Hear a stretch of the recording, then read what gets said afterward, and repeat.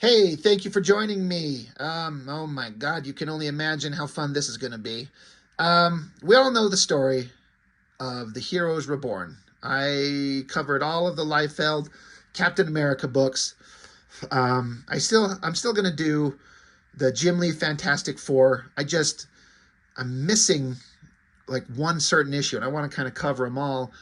And I'm still trying to dig them up, find where they're at. I know I've got them, but the most infamous one was the Liefeld Captain America. He really wanted Captain America, and by kind of virtue of their natural association, the Avengers came with it. So Jim Lee got Fantastic Four and Iron Man.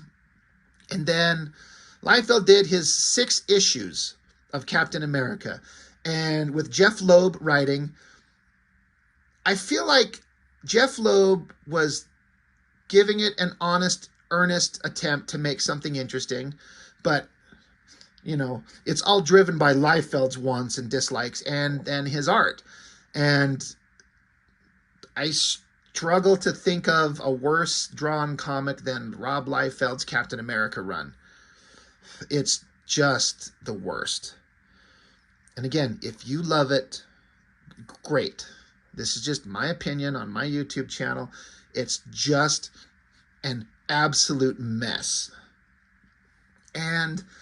But the biggest, most interesting thing about the whole controversy is that they were supposed to go, I want to say 12 issues minimum. I don't know. As far as I remember, Liefeld only got to do 6 issues, and then depending on who you ask, he says he quit.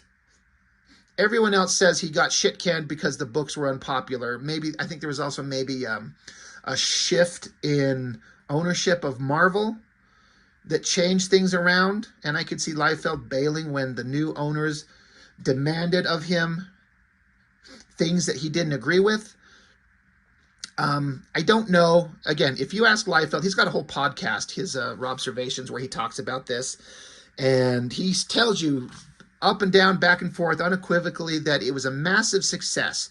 And I think sales figures bear that out, but the hype around this is what drove the sales more than the quality of the book. And I will make that argument forever. It's not that the quality of the books, the quality of the art, of the story, and how memorable it was because it was good. It was the hype. Liefeld's X-Force was an unparalleled, unprecedented juggernaut of success. The End of New Mutants and then X-Force, second highest selling American comic book of all time. There's absolutely no denying that. And then, of course, the heated controversy, the bad feelings, the hurt feelings, the negative vibes between Marvel and all those artists from Marvel who left to go make Image Comics. So after several years, Marvel gets Jim Lee and Rob Liefeld to come back to Marvel. It was like the biggest story of the decade, and it makes sense. It would be. Like, they weren't going to go back. How would you get Liefeld and Lee back to Marvel? The top 2 artists for the top 2 best-selling American comic books of all time, X-Men and X-Force. It was a big deal. So the hype was insane. So, of course, shops ordered quadrillions of copies of these things. But did those sales maintain throughout all 6 issues of the Captain America by Liefeld? I know the issue 1s are always the most, and then they always kind of drop off. But was it like a massive drop off by issue 6? Was it just in the toilet? I don't know what sales figures were. But whatever happened, Liefeld left Captain America. He says he quit because he was done. He had told his story, and he was done. And everyone else, Marvel, kind of makes it sound like they were done with him and fired him because the shit sucked. And I tend to believe the Marvel version because Liefeld's kind of a petty asshole. And I submit the Fighting American as evidence of that. If you're done with Captain America and you've told the story that you want to tell, and by his own words, he just was ready to move on and do something else, why jump straight into fucking Captain America version 2? And do a story that just looks like the second chapter of the story you were going to do in the Marvel book. Like, Does he think we're stupid?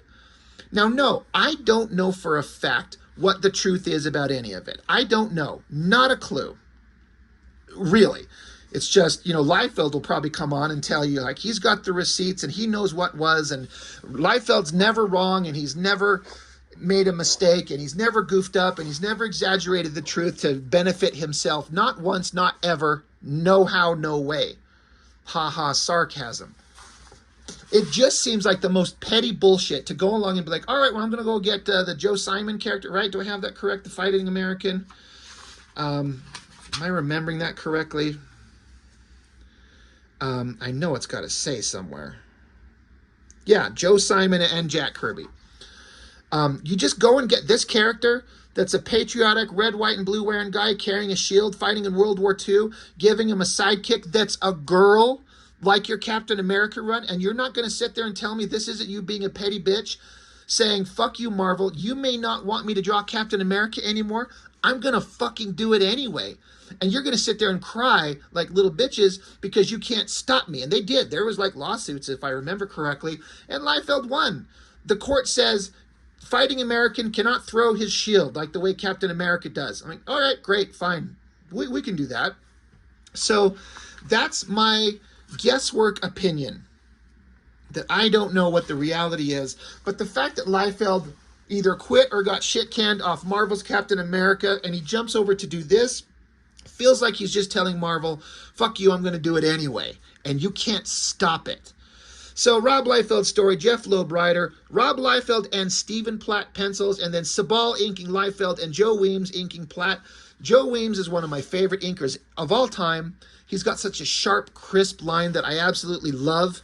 And I think that on the right penciler, he makes their stuff just sing. I feel like I can identify Joseph Weems inks more than almost any other inker out there. You know Kevin Nolan inks on top of an artist because he just railroads you and it just makes it look like, Kevin Nolan. Same thing with Sienkiewicz.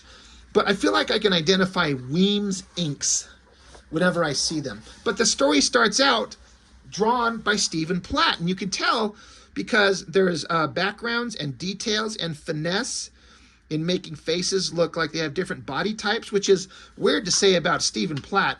But compared to Mr. Liefeld, look, he draws details on cars, makes them look like actual vehicles, puts them on the correct plane, like even this awesome tilted angle. There's no planet where Liefeld exists where he could even come close to drawing anything like that. And this is an era where Stephen Platt had kind of altered his style. He wasn't doing that insane over-the-top shit that he was in Prophet. He was kind of toning it down, whether he chose specifically to tone down the over-the-top insanity because this story doesn't call for it, or if that's just the natural progression of his art. I don't know. Who's to say? I actually like this version of his work best. It's still over-the-top ridiculous, it's hyper-detailed and fun, but it's not so far in the insane like those Prophet issues were, but everyone loves those Prophet issues, and I get it. But I like all this stuff. Like, he puts in the details on this outfit, this Nazi soldier, the boots, the little flares on the thigh areas here, I don't know what those are, the jacket, the straps, the helmet, the details on the outfit, everything. It looks really good. But we got evil Nazi bad guys doing evil Nazi stuff, of course. We're setting up the history of, like, these guys are, like, throwing, I mean, I'm guessing, are these Jewish people thrown into a pit and they just machine gun them to death? Like, it's horrible, but that's what World War II is. Now we jump over to a Liefeld page, and we need to show that there are great, beautiful landmarks across the globe being blown up. So Liefeld ain't going to draw that. Platt would. So he photoshops them in. You got, Big Ben, the Moscow, whatever hell that building is, Paris, and then they all explode. Kaboom, kaboom, kaboom. Liefeld drew the kaboom by just putting little bits of debris. Thank you, Mr. Liefeld, for showing us how to draw explosions. And then a big giant background added in by Photoshop. So he draws in these little figures here, and then this worst drawn face ever, with absolutely not taking 1 millisecond to look to see what actual, like, the cap would look like. He just fakes it. So We've set up that there was a horrible history by bad guys, and now in the modern day, there's terrorist actions going on, so we need a hero to come save us. So we get the standard cliche farm boy, blonde hair, out in like the golden wheat fields, and this fucking, is this his house? Is this a barn? Whatever, with like the mysterious image of the fighting American in the background. Of course, they got the music. I guess he's listening to a radio. Mama, don't let your babies grow up to be cowboys. It's literally what it says. And then look, he draws this to look exactly like his version of Steve Rogers in his Captain America run. It's just him. He doesn't make an attempt to make him look different in any way. But there's a reason. It's because Liefeld can't. He has no ability to give alternate kind of facial structures, different hairstyle, body mass. It's just Steve Rogers. It's the exact same thing. I don't know what he's doing with the shadows going on in this face there. Looks like somebody punched him in the face and broke his jaw. But he's out walking through the farm fields, carrying a bucket of shit or something. And then there's a helicopter. I absolutely bet you $1 million quadrillion that Stephen Platt drew that helicopter, because there's no way on God's green earth that Liefeld drew that. Absolutely not. That is a photoshopped helicopter from Stephen Platt's pages later in the book. Because Liefeld ain't going to do it. And it's not that he can't or he won't. It's that he can't. He cannot draw that. So he needs someone else to do it. And they do the same thing there. That is not a Liefeld drawing. That is a Stephen Platt drawing right there. And if it's not Platt, it's someone else. There is no Liefeld hand in that helicopter at all. This one, where it's just like slight curve, that is him. But of course, the soldiers show up. They're like, hey there, Mr. Blonde-haired, blue-eyed, corn-felled, muscle-bound motherfucker. You need to come help us. We need your help saving America. He's like, I don't want to do that. I don't save America anymore. I just shovel shit. And that's what I do. And they're like, the Iron Cross is back. And close up on not Captain America's eyes, as he's like, oh my God, the Iron Cross. Who could that be? Is it this comic's version of the Red Skull? No, they wouldn't do that. Oh shit, look at that double page spread. Holy Lord. Back to Stephen Platt. I do have to give full credit where credit's due on these books. I do remember when I read them, especially with the Stephen Platt pages, the over-the-top crazy action adventure fun. That's on full display when Platt's drawing. And like, he's just kicking the shit out of these soldiers. There's bombs exploding in the background.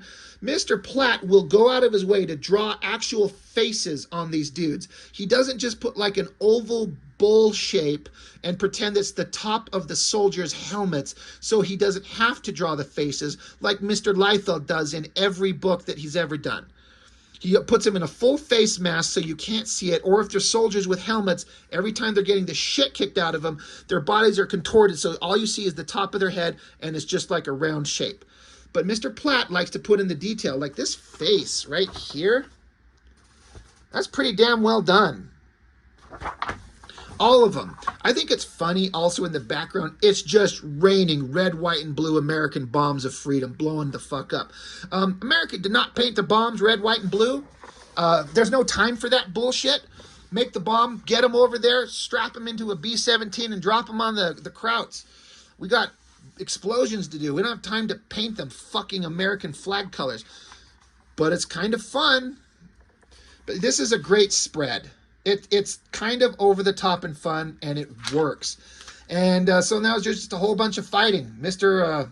Fighting American back in the day when he was active in the war, using his shield to deflect bullets. He comes up to this, whatever the hell kind of gun this is, loads it up, and he's literally saying, when are you commies going to learn? All right, he's fighting commies, not Nazis. It's whatever. He's like, when are you commies going to learn? It's like bowling. One ball, right down the middle. Everything falls down. Reich. That's some of the worst dialogue I've ever heard. And so he's blowing the shit out of all kinds of stuff. And he's like, bowling, great fun. Or don't they have fun here in Russia? So I guess that's another microscopic difference that they're trying to do. Is like, no, he's not fighting in Nazi Germany. He's fighting communists in Russia. Okay. Now he's literally lifting a tank over his head. Is the Fighting American that strong? Like, I'm not making this shit up. There's tank tread. He's holding it, and he throws it so hard it explodes.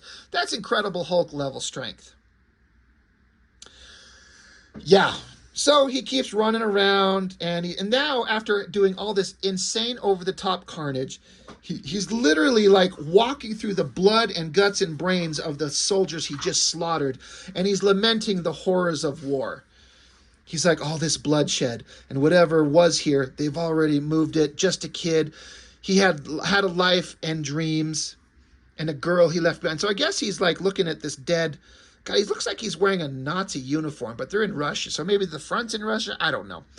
But he's like looking at the dead body of this soldier and just talking about, like, this man, he was just a soldier fighting for his country. He gave up his life, his dreams, a woman, to come and fight, and now he's dead, and he's standing there. When are we ever going to learn? As he's like just walking through the blood and guts of all these men that he just killed. Now, this is like a fair kind of point, like, human beings fighting for their country. You know, I'm not excusing communists and Nazis and the bad guys and that type of stuff, and, you know, I like clearly defined good guys and bad guys, but ultimately, this used to be someone's baby, a child, an innocent person that grew up in a place and got sucked into the world of the country that he lives in and went to fight for his country, and he had to face the Fighting American, who basically took a bomb and shoved it up his ass and blew him to hell. And then the Fighting American's like, when are we ever going to learn? When is Liefeld ever going to learn to draw? Never. Another someone else drawn helicopter, because, yeah, aboard the U.S. Army Helijet, codenamed Strike Force. Okay. And so now, Fighting American, in modern time, he's come back. They put him back in a costume. What is this line here? What is this supposed to be? Can somebody explain this to me? He's standing there. Where? Where is he? Is he on the helicopter? Is he inside the helicopter? What is this line? Now he's standing there talking to some scientists. He's never going to have anything but a boring, stoic look on his face. He's like, I work alone. And the scientists are like, no, we're going to give you this chick. She doesn't in any way look like the Bucky Barnes, whatever the fuck girl she was in the Heroes Reborn thing, with the same poofy hairdo and goggles and stupid giant shoes. The only difference is that she's a robot. She says, I'm just your state-of-the-art titanium alloy, Pentium processor-driven weapon of mass destruction. She's like, so what are you? And he's like, not amused. Yeah, me either. So yeah, this isn't like the original storyline at all that he did over on Heroes Reborn. That's not the same Bucky girl at all. So they're like, all right, they're going to team up and they're going to go to fucking Iron Cross Skull Island. Poor goddamn compositional choices here. We're getting to see this giant floating island in the sky, and we got it cut off with this panel here and there. This is fucking stupid. Mr. Liefeld likes to talk about how his compositions are absolutely genius. Fuck that shit. It is not. Put this panel up here, please, and put this panel over here, please, and leave us this big middle panel to show us goddamn Iron Cross Skull Island. Why is this thing floating in the air and we're looking down at it from above, because we're seeing the top area and then this is the bottom with all the giant cannons and guns sticking out. But then if we're looking at this island from an elevated view looking down, why are we seeing the bottom of this helicopter that is not drawn by Liefeld? I mean, if the island's floating in the air and we're seeing the bottom of the then the helicopter is coming at it like this. And helicopters don't fly like that. You could say this is me nitpicking the shit out of it, but fucking everything about the layout of this page sucks. Oh, and oh my God, heroes jumping out of a flying vehicle into battle to face, you know, nameless, faceless, pointless villains. Never seen that in a Rob Liefeld comic ever. So Robot Girl, she's upside down because she's just so funny and quirky. Oh my God, she's just so great. She's saying, what's the matter, Pops? Afraid you can't keep up? Shut up. So now we get a big double page spread of Fighting American jumping into battle against faceless, nameless bad guys. Let's do a little comparison. Look at Platt's version, with all the energy and the explosions and the bullets and faces of bad guys you can see there, there, there, there, there, there. Lots of detail, lots of energy, lots of action. And there he is just sitting in midair. There's a bad guy with his ridiculous little Muppet gloves on. And then again, his mask is turned down. His helmet is angled down so you can't see it. So it's just a big, giant, round bowling ball. And there's one other guy over here.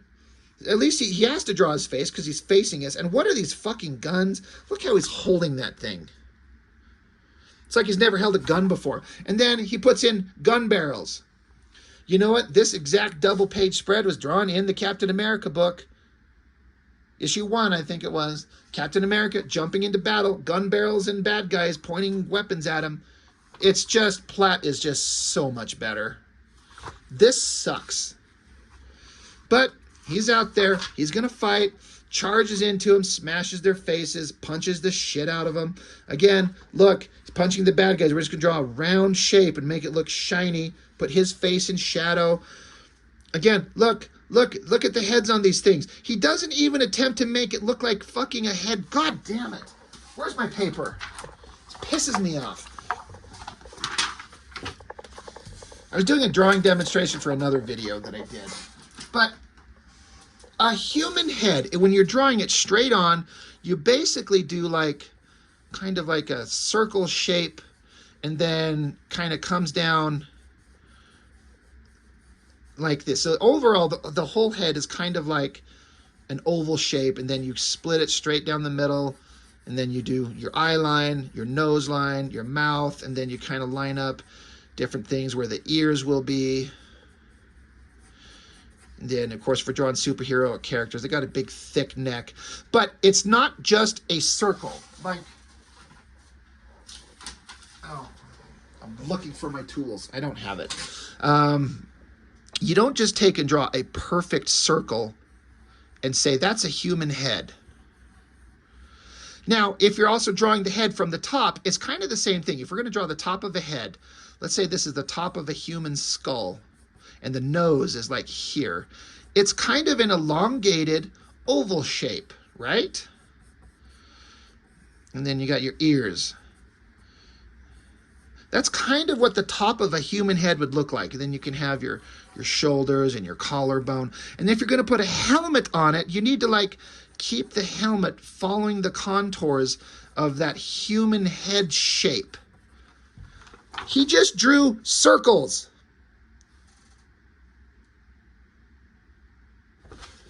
Now, if they're not wearing Nazi helmets, they're wearing spandex, like, face masks, fine. But it's even easier. You don't have to, like, draw a human head and then fit a metal shape around it and make sure all the contours fit.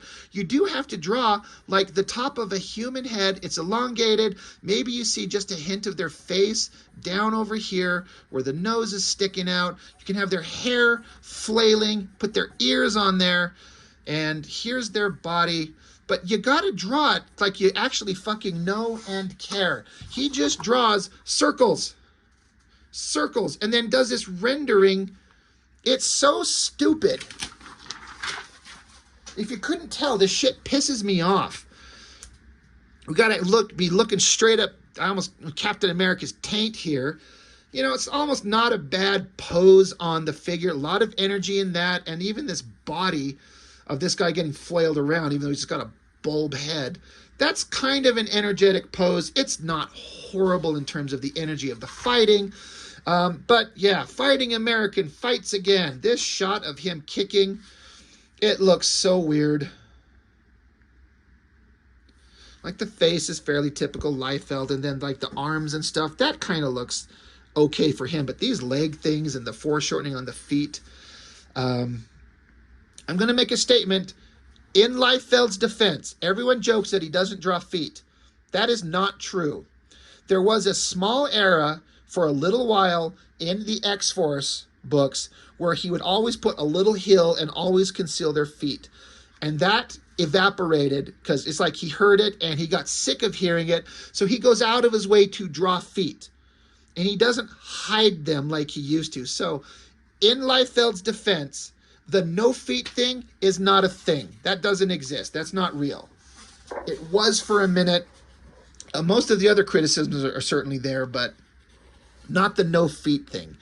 But anyway, he's fighting, he's punching, and then, oh, here comes Robot Girl. Last time we saw Robot Girl, she was a couple pages back, and she's upside down. And then we just get page after page of Fighting American looking stupid fighting things. Now, Robot Girl shows up, and she's upside down again. Thank you for that. With her giant stupid shoes, and I guess she shoots lasers out of her hands. She's like, all right, my name is Spice, a super prototype intelligent cyborg entity. Spice. It's an acronym. It's stupid. So she's blowing away the bad guys, kicking their asses. She can extend her arms because she's a robot. That's fine. Look at those weird round goggles. Good God. And then she just blows people away with her laser fingers. And she actually draws them to look like they change from like just regular kind of concealed human fingers to when they fire lasers, they look robotic. Okay, that's cool. And now that they've slaughtered everyone to the last man, and these heads, they almost look like they're just severed heads. They're standing there, and Fighting American's not impressed. Now he's all stoic again, and he kind of thinks she's full of crap and doesn't like her. But, you know, whatever, they're on the same team. But then, oh, there's a blast that happens. She jumps out of the way, and oh my God, Terminator shows up. This is Cyberdyne Systems Model 101. It's just a fucking Terminator. What is this pile of shit behind him? What is that?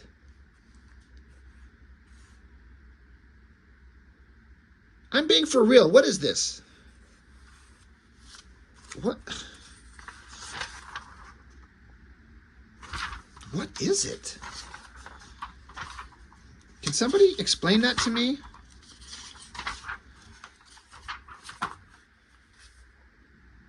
What is that? Literally, I wonder if the inker even knows. He's like, Liefeld just drew something. But yeah, the Iron Cross, this version, the comics version of the Red Skull, he's a Terminator. Okay. Over here, Liefeld barks on about how Fighting American heroes were born and Todd McFarlane and blah, blah, blah, and Image Comics were awesome. And then I go back to Marvel and blah, blah, blah. But then Marvel fucked up everything and ruined the project. So I left and I wanted to come back and do the Fighting American. So I got it, and Marvel tried to sue me. And blah, blah, blah. I love you, the fans. Thank you for collecting my work, he says. Okay. Well, that was issue 1 of Fighting American from Awesome Comics. Oh, guess what? There's issue 2.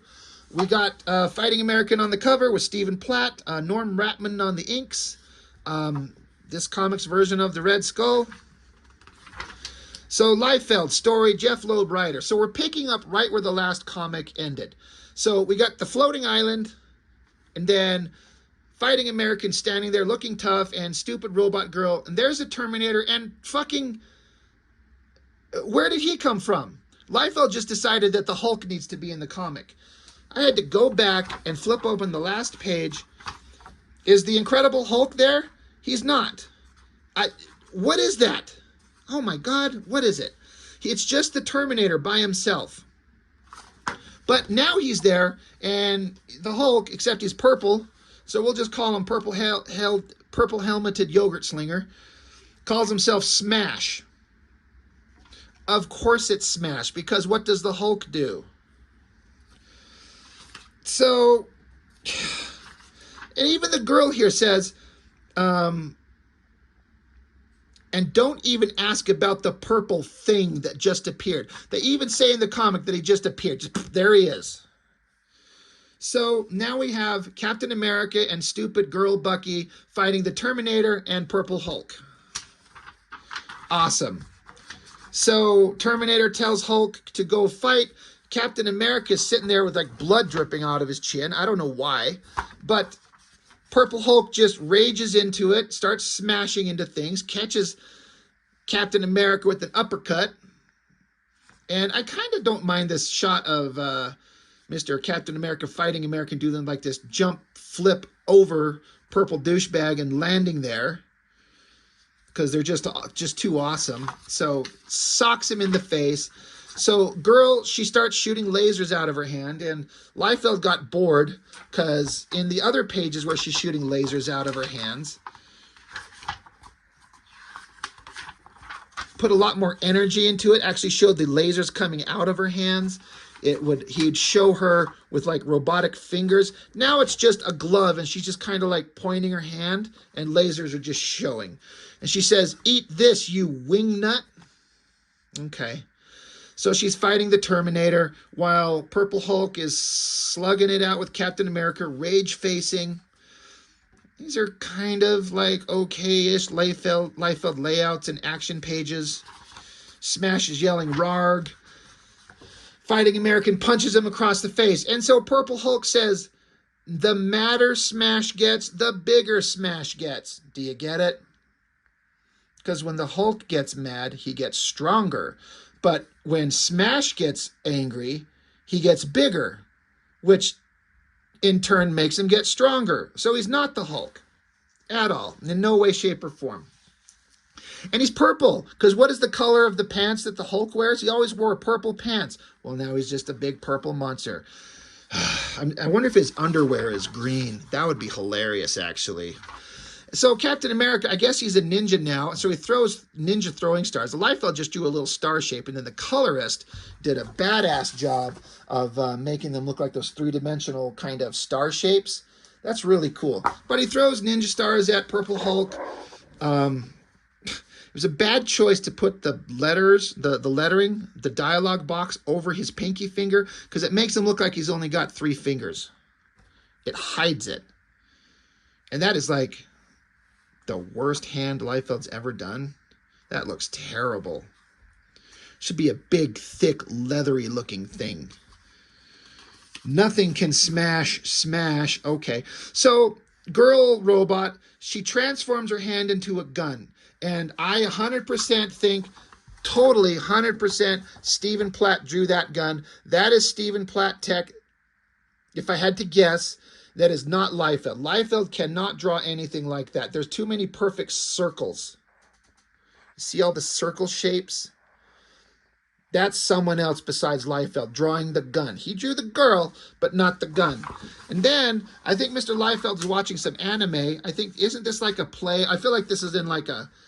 Is this in like a Ghost in the Shell or something like that, or Appleseed or something like that? This kind of, I feel like this is like an homage to something I vaguely know, but I've not read.